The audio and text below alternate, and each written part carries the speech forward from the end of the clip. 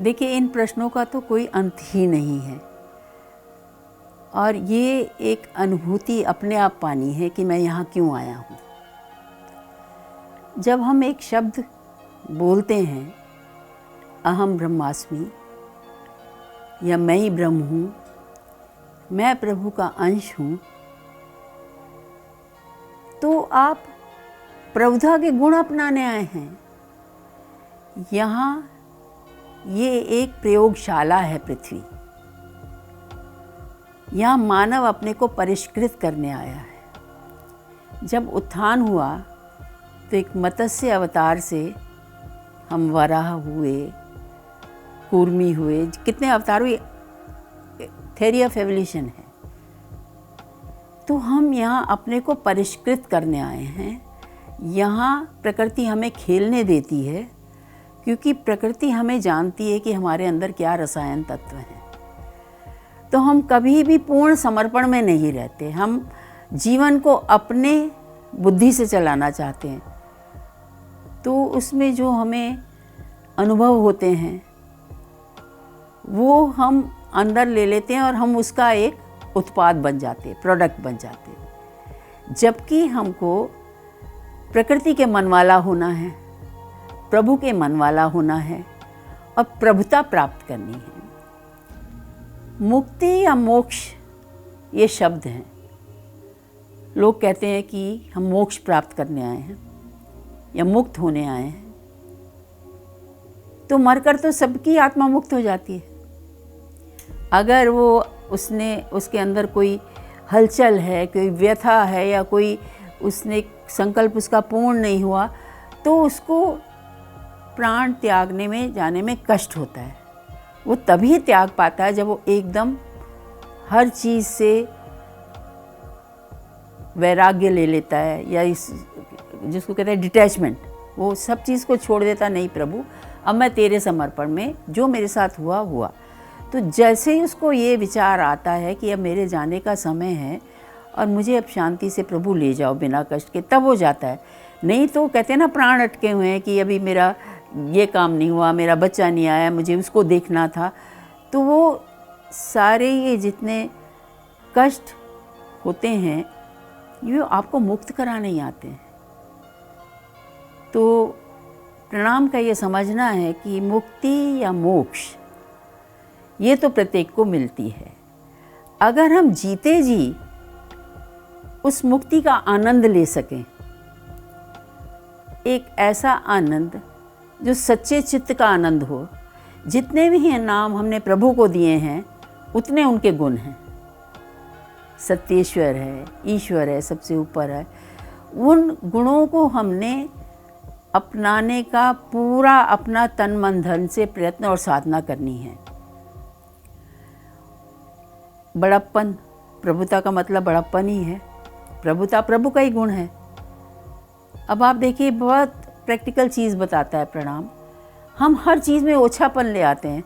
घर में कोई ज़्यादा चीज़ आई, ये इसकी, उसकी, मेरी। किसी ने बाहर गलत बात कर दी तो हम उसके साथ ओछे स्तर पर उतर आते हैं। तो हमने बड़प्पन कहाँ रखा। फिर हम कहते हैं हमें प्रभु नहीं मिले, हमें कोई टेक्निक मिल जाए जिससे हमें प्रभुता प्राप्त हो जाए। प्रभुता प्राप्त करने के लिए हमको पूरा ध्यान रखना पड़ेगा कि पहली चीज़ कि हमको ये समझ आ जाए। ज्ञान मैं नहीं कहूँगी, ज्ञान तो इतना कोई नहीं पढ़ सकता जितना लिखा गया कहा जाए। ये समझ आ जाए कि ये मानव शरीर नश्वर है।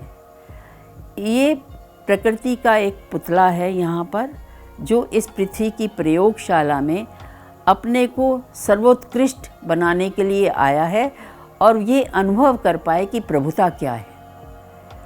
उससे सबका उत्थान होता है, क्योंकि उसका आभा मंडल विस्तृत होता है। जो उसके आभा मंडल में आएगा वो भी आनंदित होके जाएगा, उसको भी वो प्रसन्नता मिलेगी। प्रभु क्या है? प्रभु पूर्ण प्रेम है, प्रभु पूर्ण ज्ञान है, प्रभु पूर्ण वैराग्य है। हमको वैराग्य से मतलब ये नहीं कि आप चीज़ों से मतलब ना रखें, मगर उसमें लिप्त ना हो। प्रभु पूर्ण शोभामय है। उनकी आपने प्रकृति, हमको प्रकृतिमय होना है। प्रकृति में देखा, सूर्य कभी झटके से नहीं चलता, या ये नहीं सोचता ये दिल्ली वाले ज़्यादा पैसे देते हैं मैं इनको ज़्यादा रोशनी दूँ। वो अपनी चाल चलता है।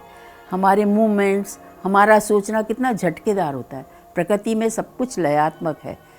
हमको प्रकृति स्वरूप होकर प्रकृति की तरह देना, धरती की तरह पूरा, किसी को ये नहीं कहती पैर मत रखो, किसी को ये नहीं कहती कि तुम पापी हो मत आओ, सहनशील होना, ये हमको सब ये यहाँ आत्मसात करना है। प्रकृति के गुण सीखने हैं, प्रभुता के गुण जैसे अभी मैंने बताए, पूर्ण ज्ञान, परा नहीं अपरा भी नहीं, दोनों मिला के।